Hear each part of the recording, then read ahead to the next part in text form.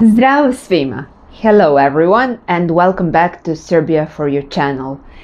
In this episode and a few following, we are going to talk about one country which was the one with Serbia until the beginning of 21st century.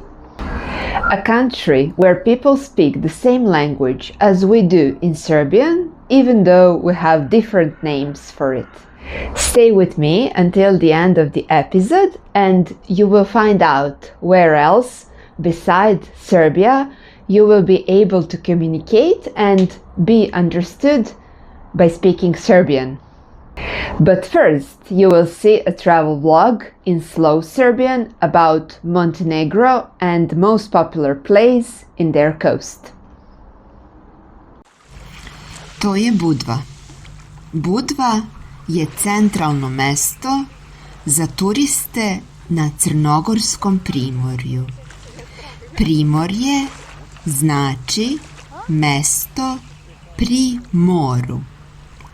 Pri znači uz ili blizu.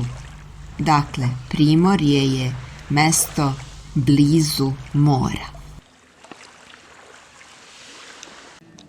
Svake godine ovde dolazi veliki broj turista. Prošle godine je bilo 500.000 gostiju za godinu dana. Od svih turista 1/5 su iz Srbije. Najviše ljudi ima tokom letnjih meseci, juna, jula i avgusta. I to su većinom mladi ljudi koji Budvu biraju zbog velikog broja noćnih klubova. Budva je poznata po noćnom životu, ali ipak može da ponudi mnogo više od toga. Kao jedan od najstarijih gradova na Jadranskom moru, Budva je puna kulturno-istorijskih spomenika. Pored najvažnijeg lokaliteta u starom gradu, citadele, srednjovekovne tvrđave Svete Marije i drugih crkava i manastira iz srednjeg veka i kasnijeg perioda, ovde takođe možete videti i ostatke iz antičkog perioda, 3. i 2. veka pre nove ere. Sada se nalazimo u starom gradu. Iza mene se nalazi jedna od najstarijih zgrada u Budvi. To je crkva Svete Marije iz Punta, koja je izgrađena u 9. veku. Preko puta nje se nalazi glavni centralni gradski trg, na kome je Srpska pravoslavna crkva Svete Trojice iz 1804. godine. Crkva ima srpsko-vizantijski stil, a zidovi su od belog i crvenog kamena. Danas je Uskrs i u crkvu dolazi puno vernika.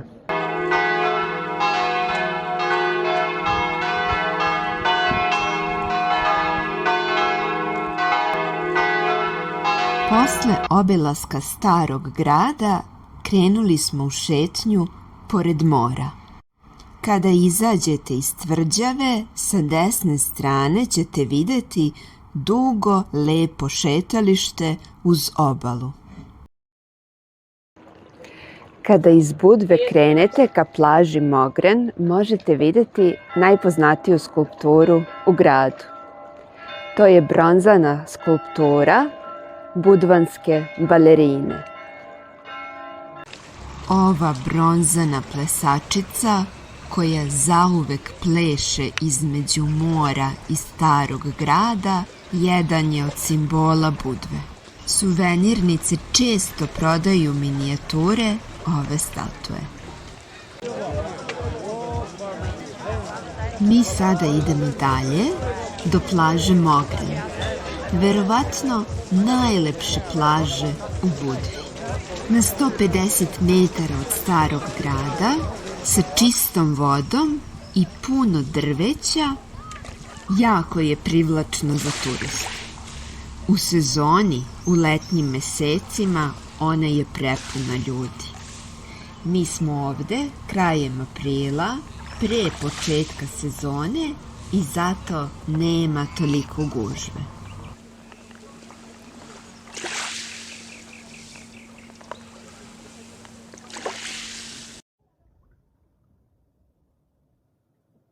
Sada vas vodimo na drugu stranu, južno od Budve.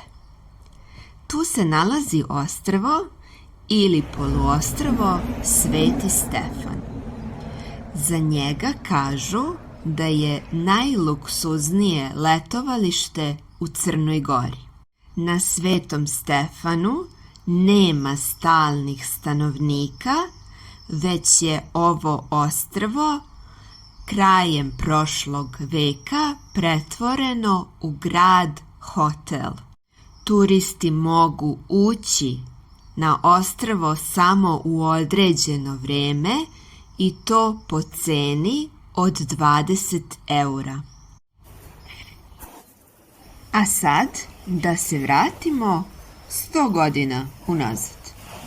Blizu Svetog Stefana, 30. godina 20. veka, ovde je počeo razvoj turizma. Kada je srpska kraljevska porodica Karađorđević napravila plažu i rezidenciju blizu Svetog Stefana. To je bila letnja rezidencija kralja Aleksandra Karađorđevića. Danas je to Vila Miločer. Pored plaže Miločer nalazi se i plaža koja se zove Kraljičina plaža, koju je napravila kraljica Marija Karađorđević. I danas se može ući na Kraljevu i Kraljičinu plažu, iako ćete ovde videti znak privatan posed. U aprilu je ulaz ovde bio slobodan, ali tokom sezone, ako želite da se sunčate i plivate na Kraljevoj ili Kraljičinoj plaži, za ležaljku ćete morati da platite i preko 100 €. Zbog ove cene, rijetko turisti dolaze na plažu i ona je često bez ljudi. Zato je ponekad i nazivaju plaža za elitu. A sada se na kratko vraćamo u Budvu da vidite jednu zanimljivost. Ovde u Budvi smo našli jedan restoran sa vrlo interesantnim menijem. Restoran ima menije na različitim jezicima za strance, na engleskom, ruskom, italijanskom, ali meni za lokalno stanovništvo ima natpis naški. Now you may be wondering what's naški. Let me explain. Naški literally means our language. People in the Balkans sometimes just say naški when they don't want to say Serbian, Croatian, Bosnian, or Montenegrin. Instead, they just say our language, the language we all speak, the language we all understand. You can see here, this part of the world, ex-Yugoslavia, used to be one country, and back then people from Serbia, Croatia, Bosnia and Herzegovina, Montenegro, Slovenia, and North Macedonia, we all speak Serbo-Croatian. Slovenia and North Macedonia have their own languages, but generations born in Yugoslavia all learned Serbo-Croatian in school. Of course, there were regional differences, but most people understood each other just fine. After Yugoslavia broke apart in 90s, each new country wanted its own identity, and so the common language got different names. In Serbia, it becomes Serbian. In Croatia, Croatian. In Bosnia and Herzegovina, Bosnian. In Montenegro, it's now officially Montenegrin. So, today, they all have different names, but the language is still, to a very large extent, the same. And that's why people say naški. It's a simple, friendly way to describe this shared language without getting political, without choosing sides. So, if you're a foreigner visiting the region and someone offers you a menu in naški, you can be sure it's in language spoken in all these countries. If you're learning Serbian, like you do, you will be able to use it in Serbia, of course, but also in Montenegro, Bosnia and Herzegovina, and Croatia. People will understand you even if they use slightly different vocabulary and accent. Even in Slovenia and North Macedonia, people still remember this shared language. Many of them understand it, especially older people. They used that language in school or at work, and they grow up listening Serbo-Croatian on radio or TV. Thank you for being with me today. Hvala vam što ste bili sa mnom danas. See you next Sunday when we are going to talk about Kotor Bay. Subscribe so you won't miss the following episodes. Ciao!